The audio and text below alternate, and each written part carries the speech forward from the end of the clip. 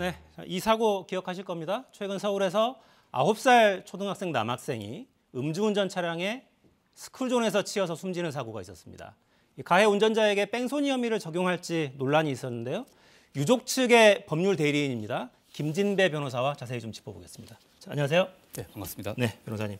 지금 이 가해 운전자는 검찰로 넘어가 있는 상태인 거죠? 네, 저번 주 금요일에 검찰에 넘어간 상태입니다. 네, 검찰에 넘길 때는 뺑소니 혐의가 적용이 됐었고요. 네, 구속 당시에는 뺑소니 혐의가 적용되지 않았었는데 최종적으로는 적용됐습니다. 네, 자 사고 경위부터 좀 간략하게 설명을 좀 해주실까요? 네, 얼마 전이었습니다. 청담동에서 이제 초등학교 후문에 있는 어린이 보호구역에서 일어난 사고였고요. 네. 방과 후에 기가를 하고 있는 우리 어린이 피해자가 사고를 당했었고 인근 주민입니다. 인근 주민이 만취 운전 상태에서 운전을 하다가 우리 기가를 하는 어린이를 치여서 사망에 이르게 한 사고입니다. 네, 그때 면허 취소 수준이었던가요? 네, 맞습니다. 0.08 혈중 알코올 농도 0.08이었기 때문에 네. 면허 취소 수준의 만취 운전이었습니다. 방과 후 활동 후에 귀가면 낮 시간이었을 것 같은데. 네, 오후 4시경이었습니다. 네, 운전자는 면허 취소 수준의 음주 상태였고요. 운전자는 당시에 사고 사실을 몰랐다 이렇게 진술했었죠? 최초에는 그렇게 진술을 했었거든요. 근데 좀 납득이 어려운 부분이 있는 것이 운전을 하면서 만약에 사고 사실을 몰랐다고 하면 이 운전자가 40여 초 만에 다시 현장에 돌아왔는데 사실 그렇게 빨리 황급히 돌아올 이유도 없었고요. 그리고 운전자가 변명을 하기로는 뭔가 덜컹거리는 느낌이 들긴 했지만 도로 요철이 있었다 이런 형식으로 얘기를 했었는데 사실 저희가 현장에 나가봤을 때는 그런 어린아이를 역가를 했을 때 사고를 인식할 때와 다르게 요철을 가지고 뭔가 착각을 할 만큼 그런 요소는 분명히 없었습니다. 네. 경찰에서도 이 부분을 인정했던 부분이고요. 그러니까 사고 후 조치가 이제 가장 큰 논란이었는데. 네, 맞습니다. 초등생을 친 다음에 집에 주차까지 한 다음에 다시 이제 돌아오게 되잖아요. 네. 그러니까 그 다음에 돌아온 다음에는 그럼 뭔가 좀 적극적인 조치는 있었던 겁니까? 네, 사실 저희는 이미 현장을 이탈함으로써 도주를 했다고 보지만 네. 돌아온 이후의 상황도 상당히 중요하기 때문에 살펴보았는데요.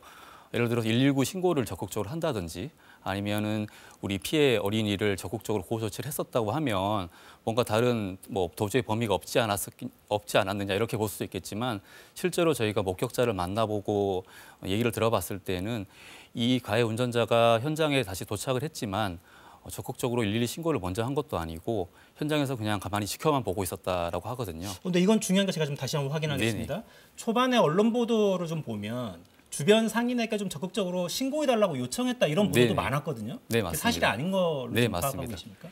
119 신고를 최초로 했던 목격자를 저희가 직접 만났습니다. 네. 얘기를 들어보니 본인이 이 피해 어린이를 직접 발견을 하고 놀라서 신고를 했는데 신고를 마치는 데까지 1분여 정도가 걸렸다고 하지만 그 시간 동안에도 이 가해자가 실제 운전한 사람인지를 모르고 있었다고 합니다.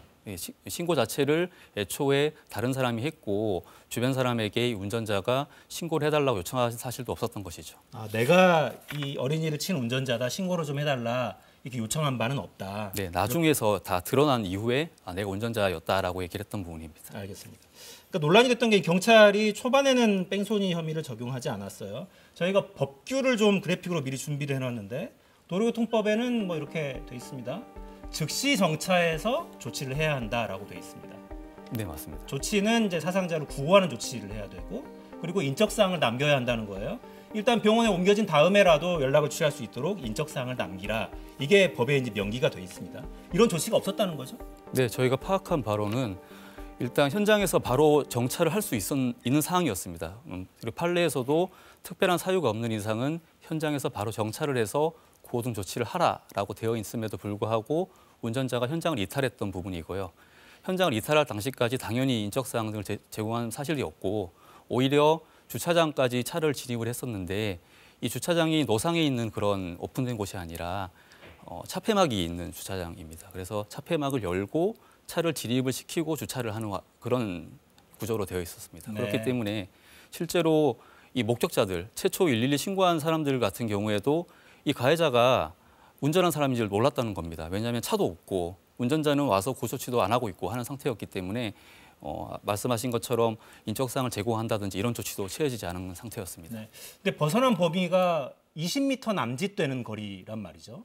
그러니까 즉시 정차라는 표현이 또 해석의 여지가 있을 것 같긴 한데 네. 법정에서는 다툴 수도 있을 것 같아요. 맞습니다. 그러니까 일단 멀리 벗어난 게 아니라 바로 앞에 있는 집에 어쨌든 주차라고 다시 나온 거고 네. 시간도 1분도 채 걸리지 않았기 맞습니다. 때문에 이게 이제 바로 내려서 구호 조치를 했다면 물론 더 좋았겠습니다만 그게 사실은 더구나 어린이기 때문에 그랬다면 정말 좋았을 텐데 그러지 못했다고 해도 다툼의 소지는 있어 보이는데요. 네, 일단 말씀하신 것처럼 이탈한 거리와 시간이 짧다는 부분이 앞으로 아마 쟁점이 될 것으로 네. 보입니다. 다만 저희가 주장을 하는 내용은 말씀드린 것처럼 그 조치를 어떻게 취해야 되느냐, 원칙이 무엇이냐, 특별한 사정 없는 이상 교통상 장애가 발생하는 어떤 대로변이라든가 고속도로 같으면 당연히 주차를 하고 할 수 있겠지만 이러한 곳은 전혀 그런 곳이 아니었음에도 불구하고 일단 차를 이동시켰다는 부분에서 고호 조치를 안 하고 이탈했다고 보는 부분이고요. 그리고 말씀하신 것처럼 어린이 보호구역이었습니다. 어린이 보호구역은 피해자가 대부분 어린이일 확률이 높고요. 그렇죠. 그렇다고 하면 어른보다 상해를 크게 입거나 또는 이 사건처럼 안타깝게 사망에 이르는 확률이 훨씬 더 높습니다. 그렇다고 하면 보다 더 적극적으로 정찰을 해서 고호 조치를 바로 취했어야 한다는 것이 저희 주장입니다. 네. 자, 이게 민감한 건 형량 자체가 또 크게 다르기 때문에 그렇습니다. 저희가 특가법, 특정범죄 가중처벌법 조항도 좀 준비를 해놨어요. 5조에 보면 아주 구체적으로 이렇게 돼 있습니다. 어린이 보호구역에서 어린이를 숨지게 한 경우 3년 이상이죠. 이 사건에 만약에 뺑소니 혐의가 적용되지 않는다면 이 조항이 적용이 될 텐데 뺑소니를 했다면 그러니까 도주치사의 경우에는 형량이 5년 이상입니다. 어떤 경우에는 뺑소니로 반드시 의유를 해야 된다고 이야기를 하나요, 보통? 뭐 앞에서 말씀드린 것과 이어지는 내용인데 몇 미터를 도주했다 또는 뭐 몇 미터를 도주했다 돌아왔다라는 것만 가지고 뺑소니를 판단하지는 않습니다. 네. 저희가 뺑소니를 판단하는 기준은 법에 정해져 있는 고조치 의무를 위반을 해서 현장을 이탈한 다음에 사고 운전자가 누구인지를 모르는 상태를 야기한 경우를 우리가 도주한 때로 보고 뺑소니로 의율을 하고 있습니다. 네. 이 사건에도 그런 기준에 따라서 판단을 해야 되는 부분이지 뭐 몇 미터, 몇 초로 판단할 부분은 아닌 것으로 저희가 생각하고 있습니다. 네. 돌아와서라도 적극적으로 내가 사고 운전자다, 어떻게 해달라, 혹은 직접 신고를 하거나 이런 구체적인 조치가 있었다면 뭔가 달리 해석될 여지가 있을 텐데 그렇지 않았다 이런. 네, 뭐 그런 부분이 뭐 도주의 의사라든지 이런 부분도 참작이 되는 부분이 있는데 네. 이 사건에는 가해자가 이 돌아온 이후의 행동을 봐도 그런 의사가 보이지 않은 것으로 저희가 판단했습니다. 네. 실제 법정에서는 상대 측 변호사와 아마 다툼이 좀 있을 걸로 보이고요. 자, 유족 이야기를 잠깐 듣고 좀 이어갈까요?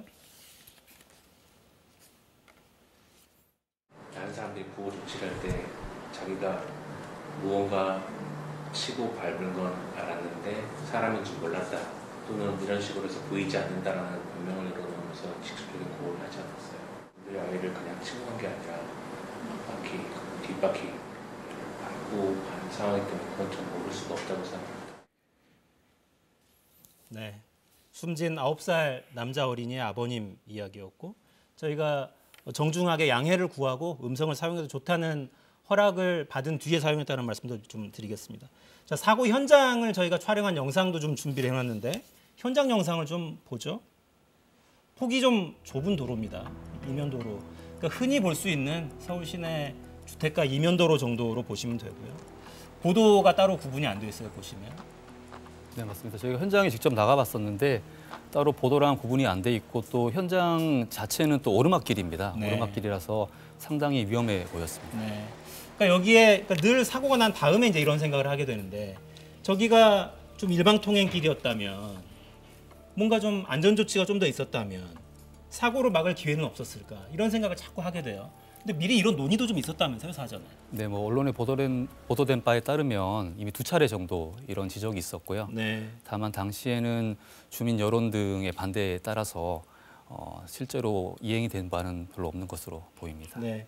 어린이 보호구역 교통사고도 뭐 줄질 않습니다. 저희가 통계도 준비해 놨는데 사망자 15명이고요. 2018년 이후 지금까지 어린이 보호구역에서만 교통사고로 숨진 어린이가 15명입니다. 그래서 이런저런 논의들은 계속 많았어요. 학교 앞 이면도로 제한 최고 속도 좀 낮추자. 뭐 이런 논의가 계속 진행이 됐지만 실제로 잘 진행되진 않았습니다. 어떤 사람을 처벌하는가도 중요한데 사고가 더 생기지 않으려면 어떤 부분을 좀 더 챙겨야 할 거라고 보십니까, 변호사님? 말씀하신 것처럼 뭐 처벌이 능사는 아니고요. 결국에는 이런 사고가 발생하지 않도록 시설을 강화를 하고 또 제도상의 조치를 취해야 되는 부분이 있습니다. 다만 이제 앞에서도 뭐 말씀드렸지만 뭐 주민 여론이라든가 이런 부분을 고려를 한다면 참 이게 쉽지 않은 부분이거든요. 그런 부분에도 불구하고 이것이 이루어지려면 일단은 주민들의 공감대 형성이 당연히 필요할 테고요. 네. 다음으로는 이런 주민들의 동의가 없더라도 강력하게 이 안전시설을 설치할 수 있는 어떤 제도라든지 이런 부분 개선이 꼭 필요할 것 같습니다. 네. 사실 일방통행 도로로 지정하거나 제한 최고속도를 낮추는 게 그 골목에 사시는 분들은 불편하실 거거든요. 근데 어린이들 생명보다 중요한 게 뭐 있겠습니까? 조금 더 생각을 바꾸셨으면 좋겠습니다. 자, 법적 다툼 상황도 좀 저희가 좀 지켜보겠습니다. 계속 네, 알겠습니다. 다시 말씀드릴게요. 네. 자, 김진배 변호사였습니다. 고맙습니다. 네, 반갑습니다. 네, 오늘 저희 준비한 내용 여기까지입니다. 내일 다시 뵙겠습니다. 4시엔 사사건과.